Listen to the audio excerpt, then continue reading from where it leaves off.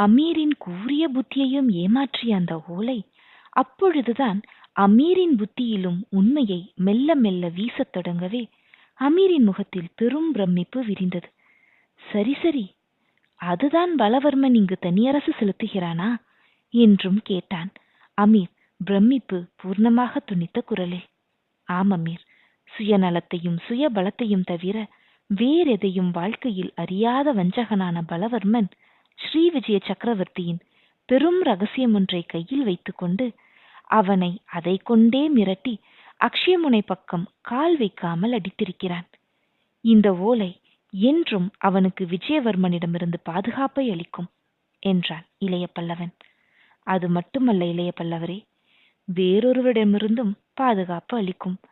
அந்த என்று ஏதோ சொல்ல போன அமீரை தடை செய்த இளைய பல்லவன், அமீர், அந்த பெயரை சொல்ல